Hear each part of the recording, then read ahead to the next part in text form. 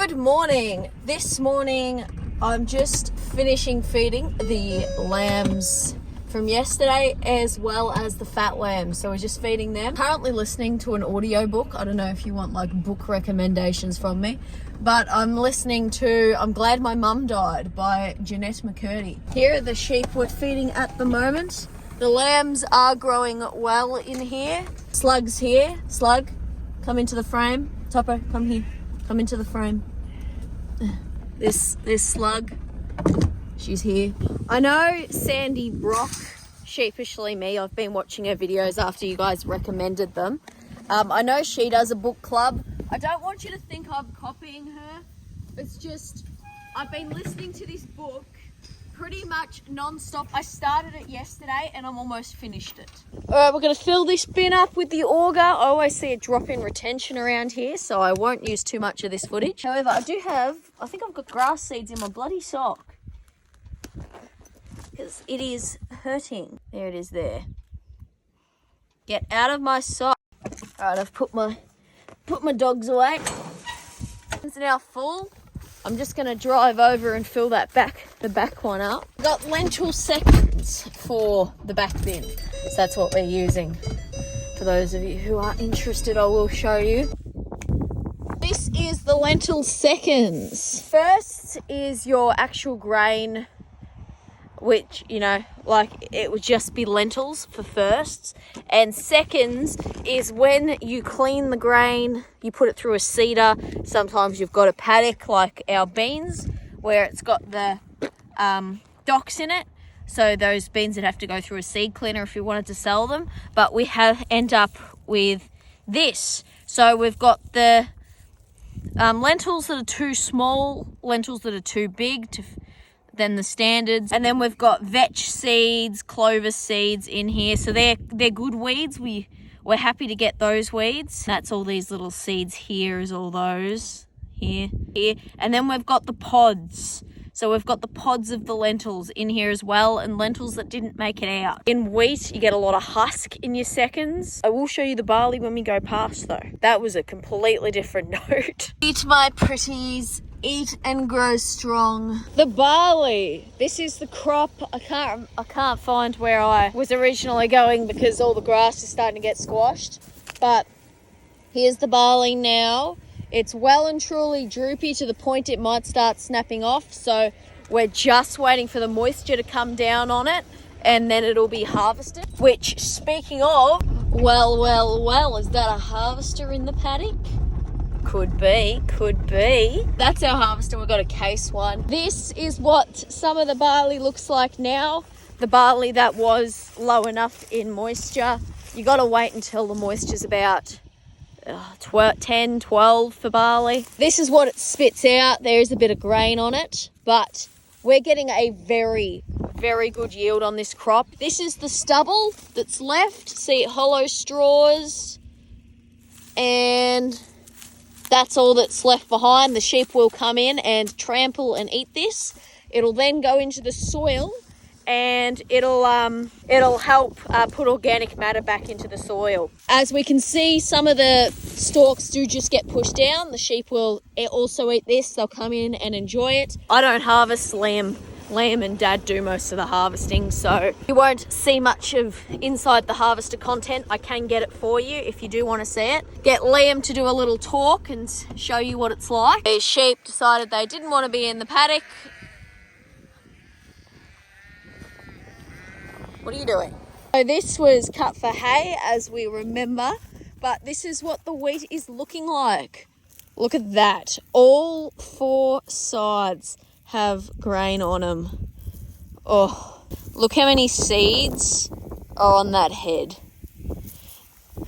This, as long as it's heavy, will be a very successful crop, which is very nice because over the last few years we haven't had very successful crops. I'm just feeding these lambs in here. They were weaned yesterday off their mums because we ran out of food at home. Just giving them some grain. What a pain. Typo, are you insane? I'm hoping they do come over because they have had grain before. I might just slowly push them over this way after I've put it all out. Got them over there now. I think they've just found the grain. Whoever the fuck put these chains on have the grip of the fucking Hulk. Look, who are they doing? Who are you doing these up for? Like, I don't think Captain America himself is going to come here and undo our chains. I bought this here today to show everyone. I'll show you. This is the clip of me opening it up. I've received this in the mail. I wonder what it is. Typo, come back. Come back. This is like 70% yours. So you can sit here and appreciate reap your rewards. That was anticlimactic. Oh. Top it. No. Sit. I don't want to touch it. I got grease on my hands. Slug, look!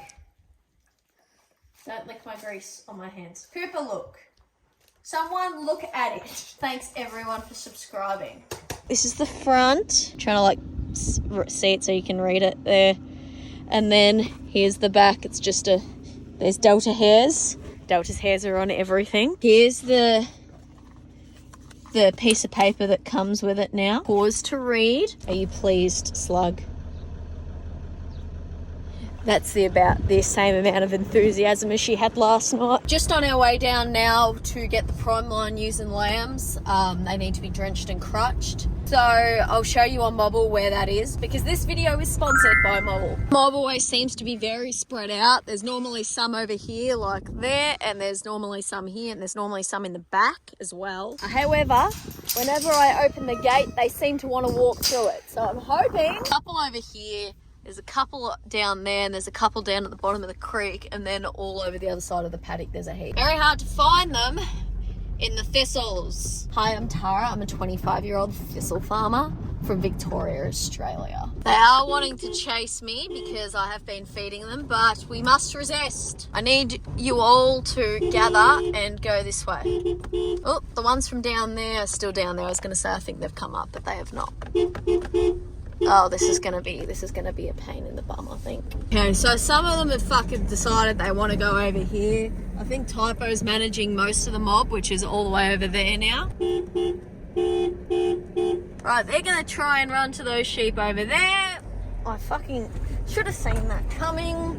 Slug actually did get them out the gate and down the lane, the right way in fact. So very pleased with the Scug. Good. There's those ones there. They're trying to go back on us. Here goes a lamb. There we go. There's another one that's trying to go back on her. Come on, Typo. We need to get them out the gate, or you're gonna lose them all. There we go. Good girl. Very good. Good Slug. There she goes again. Into the trees where she thinks we can't see her. Dude, use your brain. You're the only one back here. The rest of the mob is about 300 meters ahead of you, way over there.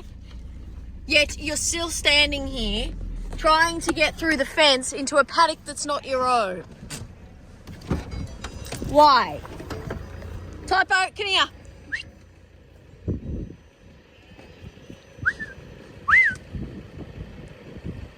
Hopefully Typo puts on enough heat.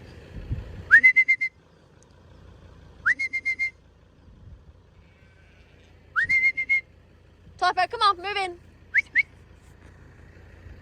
Typo's not even putting on some basil. Come on, move in. Put some fucking chili on it.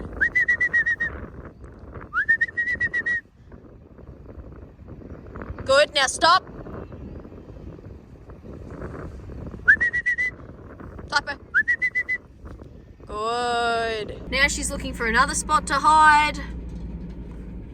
Those sheep are now in this holding yard here. Dad will bring them in when he's ready. Or I might bring him in when I get back. I've just got one more mob I need to organise. The paddock in front of us is the one we're pulling them out of, and then they're going into this one here. This is what it's looking like. See how it's See how it's really small? I'm trying to not get the shadow, but I think you're going to get it. See how it's really short? If they keep eating this, it'll just rip out. I don't want to rip it out, but if they keep eating it, they will just pull it out, and then that'll be killed, and we won't have grass for next year in here. Now that I'm taking these off of it, this paddock's going to be done for the year. There'll be no more sheep on it until probably April or May next year. Oh, there's more down there as well. God, they're everywhere. I think I've got them all, and then there's more there too. Hoping Typer will just bring them to the gate and take them out while I just make sure that's all of them. There, she's going to hopefully stand where she is. There she is. And then she's going to watch them all go through the gate. And then that's job done. I'm going to close this gate, and because I'm closing the gate, I'm going to pop into Mobble onto the paddocks. That means there's a gate open. So I'm just going to close the gate between those two paddocks, and then move that mob that is in that paddock into one of the other paddocks, and then that's it. If you want to try Mobble for yourself, or even just want to have a sticky beak, please click the link in the description. Okay, I'm back from lunch. Slug's here too. Prime lines in the back corner need to be brought forward because the crossbreds went through the fence to them yesterday, which is very annoying. Sometimes the sheep breeds like to keep apart from each other, so the prime lines will stay in a group and then the crossbreds will stay in a group. I'm hoping that's what's happened here, and I'll just be able to get the prime lines out and then the crossbreds can stay there. Thought I'd answer this question because I get it every bloody day. What do we use our sheep for? Prime line ewes are kept as restockers. The crossbred ewes and merino ewes will be sold as restockers, but all the males are meat. There's pretty much no money in wool anymore. A lot of the sheep breeds now, it actually costs to shear them. To give you an idea, it costs roughly $10 to shear a sheep. We don't make that back on their fleece.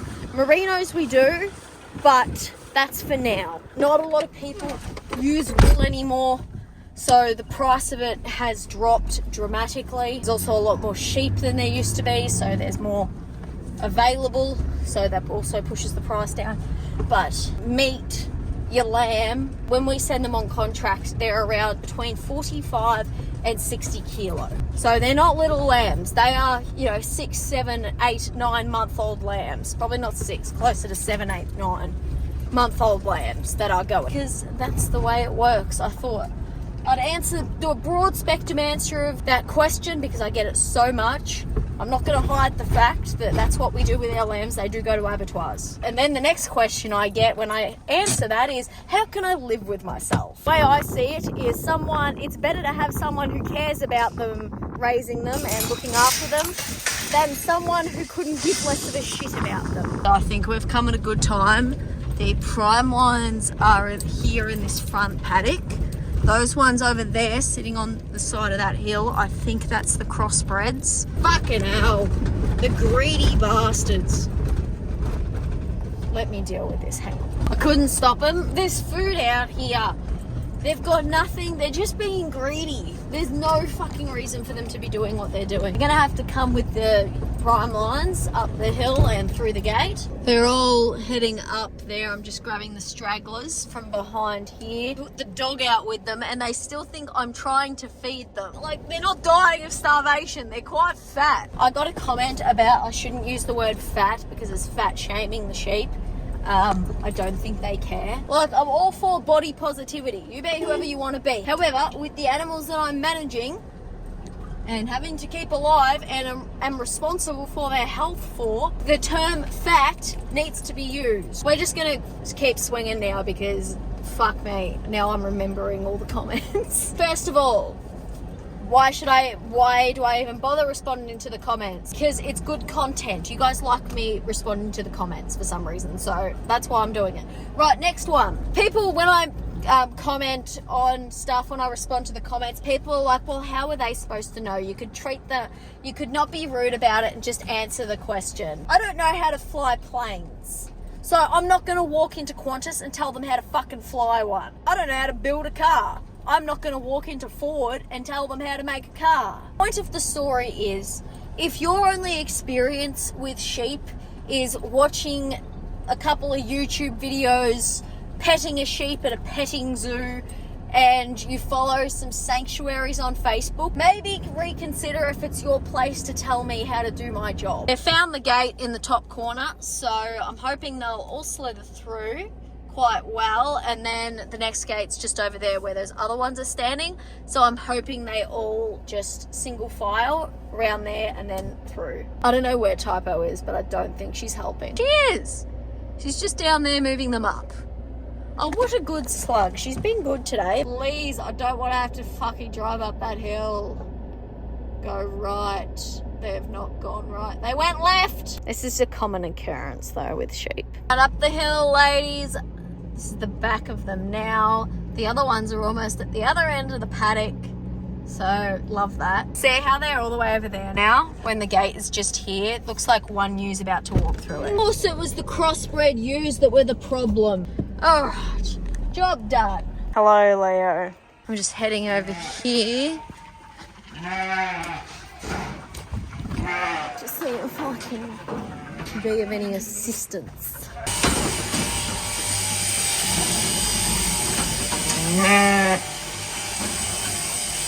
Just getting the first cross ewes from 3 paddocks that way into these yards behind me. So I need to put all these ewes here and lambs in the yards out of the way so I don't have any mixing or anything.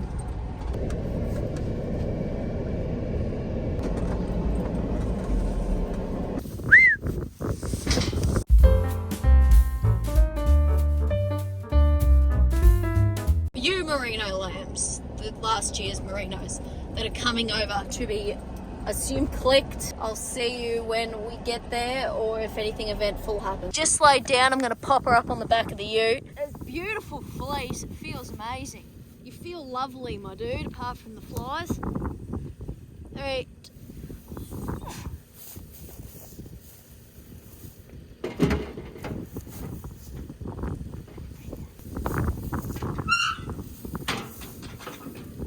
They're the type of flies that cause fly strike. You see those green ones? Everyone keeps commenting about how maggots only eat dead flesh.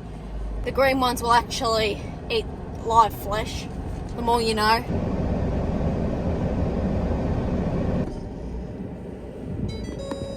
Let that first paddock back out.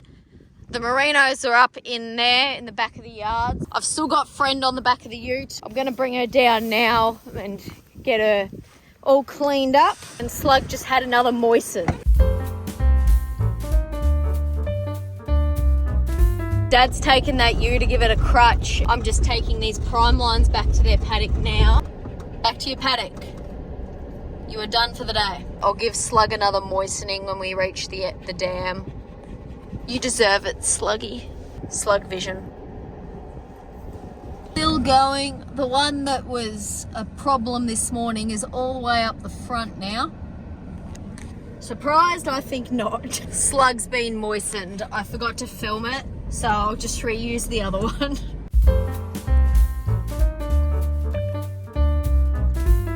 I'm very pleased with what Typo's doing at the moment. She's just moving them along the trees, stopping them from hiding in there, which is really, really good. I'm really happy with that. There's one there. Then she goes. That's perfect. Look at that. That was really, really good. I'm really happy with that. They're all making their way slowly in there. I have noticed a couple seem to have walked around the corner, which is not your home, my dude. Back you come. Jesus, how many fucking walked up here? You literally came out of there less than 6 hours ago. And you've forgotten where you live. Go back to your house. Your house is your home. Back you go. Thank you. How long has the farm been in your family? Good question. I don't actually know the answer. That's really sad that I don't know the answer. I will ask Dad and insert it here